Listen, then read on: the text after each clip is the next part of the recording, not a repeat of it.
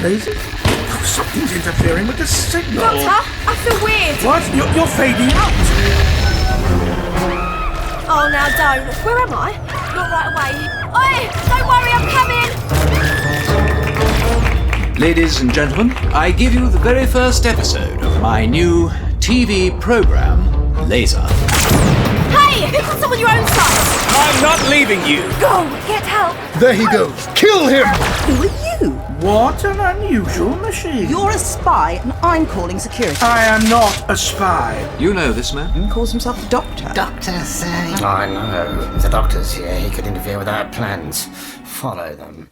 Hi everyone, TARDIS Guy 123 here, and today I'm going to be reviewing The Fourth Wall, written by John Dorney, who is quite a popular writer for Big Finish, and with good reason. And this is the second part of the trilogy I started not too long ago when I reviewed The Curse of Davros, and it concludes with We're an Isle, which I will be reviewing next. So this is the middle part in the trilogy, and well, I'll talk a bit more about what I think of it in a second, but first let's just go over the packaging and whatnot. So got the older logo right there before the 50th. This was released in 2012. Classic Doctors, Brand New Adventures, full cast audio drama featuring Julian Wadden, not entirely sure how to pronounce that, and Yasmin Bannerman, who of course is now got a role as a companion, Ros Forrester in what was it? Damaged Goods, that was it. So anyway, oh, and the upcoming Original Sin. So anyway, you got Flip and the Doctor right there. You got the planet transmission, or at least I believe that is the planet right there. You got the TARDIS as well, and you got another little planet back there, or maybe a moon. And you got Laser right down there, the word Laser. So then let's take a look at the back now. So there's standard stuff really. Your cast, directed by Nicholas Briggs, and Doctor Who, and all the little information bit, 120 minutes approx. Now let's open it up and take a look on the inside. It's got a bit stuck there, here we go. There is that. This one there, and then oddly enough it opens up this way. Not entirely sure why that is. Is that all in shot? Yes, it's not entirely sure why it opens up that way, because the previous one opened up that way, and We're an Isle also opens up that way, but it's got a slightly different packaging to it. It's hard to really describe at the moment without showing you it. I'll talk about that more in the next few bits. It's odd for all three parts to have a different type of packaging, but anyway, it doesn't detract from the story at all. You may also enjoy Crimes of Thomas Brewster, Curse of Davros, which is the one I reviewed previously, The Condemned, or Legend of the Cybermen. Out of those I only have Curse of Davros. And forgot to talk about the disc a second ago, but it's basically just a John Pertwee title sequence in purple there, which works quite well. And now for the little booklet that comes inside. You saw the back just a second ago, but I'll show you it again, because why not? There's that. And then on the inside, writers and directors notes on the first page there. And then on the second page we have nice little concept art, not as nice as the Curse of Davros concept art or anything like that, but it's okay, I guess. I'm not entirely fond of how they put Flip right in the middle there, so the staples sort of cut right through her face. But anyway, and then you have the next release, which I was on about earlier, We're an Isle, and also Doctor Who magazine right there. So now then, let's talk about the story, which, as I was about to say earlier, middle parts in the trilogy tend to be not looked down upon, I would say, but they kind of tend to be the low point of the trilogy. You know, not many people look forward to them as much as the start or the end. It's like the series premiere and the series finale. Those are the two parts you look forward to the most, and the in-between, yeah, it can be quite good, but it's mainly those two parts that people anticipate the most. Of course, there are exceptions to every rule, including that one, but that's just sort of like a rule of thumb, a general idea. But anyway, it's especially true for this trilogy in a way, because you've got Daleks one side, Wirrn on the other, two very popular Doctor Who villains, and then you've got this in the middle. So it's sort of like the part of the trilogy that not many people would be looking forward to as such. However, here comes the however, it is incredible, and to be honest, I was sort of like that before listening to it. I thought this is kind of like the low point of the trilogy, probably going to be the low point of the trilogy, and then I saw it was by John Dorney, and that kind of like piqued me up a bit and made me think, oh, maybe it will be actually quite good again, because he has written quite a few good things that I've listened to so far, such as Iterations by or The King of Sontar. So, you know, I was thinking, okay, maybe he can do a good job with this, and it's an interesting idea.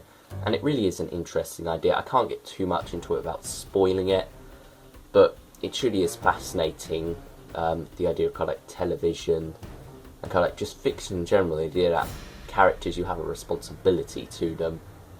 And, you know, I can't really get into too much about saying why that is and whatnot, but it is a rather fascinating idea done by John Dorney here. So, and, you know, it truly is amazing. This one really does rat along at quite a pace. It's a page turner in a way. Obviously it's not a book, so it's not a literal page turner, but it's sort of like, you know, when you get to a cliffhanger, you instantly want to go on and listen to the next part.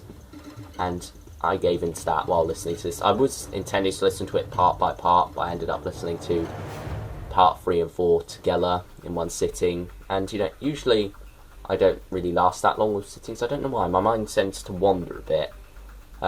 But with this one, I did manage to sit through all of it. It really did grab my attention. It truly did.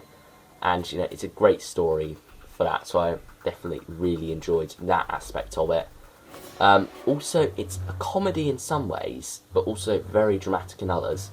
There's a very fine line, and John Dorney really does play about that a lot, and he comes very close to it a lot of the time. And there are some very dramatic, hard-hitting moments in this story. It's quite a serious tale, quite a dark tale, but at the same time there's loads of humour mixed in, which kind of like, you know, you think wouldn't go together at all, but it actually does go together very, very well. However, there are some points when it does cross the line a bit, and the humour does ruin a dramatic moment. That sort of happens near the end of episode 2 for me. There was a joke straight after quite a dark moment, and yeah, that ruined it a bit. It was a funny joke, but at the same time I think should have left a little bit of time, or should have done that joke somewhere different, I don't know, but yeah, but for the most part the balance is achieved very well, and John Dorney does a splendid job of that for the most part. So yeah, and then the characters in this, Flip and the Doctor do go through an awful lot in this, you know. It's sort of like they just face the Daleks and Davros, and suddenly they're vaulted into this adventure, no time to adjust whatsoever, separated for the most part, and really is quite brutal on their characters, you know, especially given that they've only, well, not only just met, but they've only just become travelling companions and whatnot. It is quite a brutal start for them, and you know, you see how well Flip adjusts to that. You see kind of like Flip's how Flip works stuff out and whatnot. She works out the fictional aspects of it, and you know, that's quite good for her character. And then the Doctor in this, Colin Baker, this is probably the best performance I've ever heard him give. It is absolutely incredible during this story. And no, before this I would have said Masters of Earth. I think his performance in that is spectacular. His performance is always very good, but here particularly I think is his absolute zenith. He is at his absolute best in this. You know, he's got some comedy moments and also some very serious moments as well, and I think he really does latch onto both of those a lot, and really does deliver a fine performance. It truly does prove that he is an underrated Doctor. You know, he's incredible in this. He truly is. and I think this story probably highlights Colin Baker's acting ability more than most stories do, so I will say that for him. Now, going on to supporting characters, let's turn it over so you can see the back there, and I'll go through the list. Augustus Scullop, oh goodness, I'm not sure what's happening here, sorry about that. I think that's sorted, that camera issue. But anyway, back to this. Augustus Scullop, played by Julian Wadham. I'm sure I'm saying that wrong. But he's quite a good character, quite an interesting character. It's hard to really talk about him without going into spoilers, but you can tell he's dedicated to what he's doing, and he's also a bit nefarious at times. Not the most trustworthy of characters. Dr. Helen Shepherd, is very much a good character. She sort of like plays the role of the Doctor's companion in this, in a way, because they get split up. But she's also quite independent as well, and is quite a strong character at the same time, and does have some dark stuff happen to her, and quite traumatizing stuff as well, I will say, without going into any detail about that. And then the rest I can't really talk about without going into spoilers for the most part. Timberly and Junior are sort of like a comedy duo. They are very funny characters, I will say that. And it's sort of like that idea that they're from this alien race where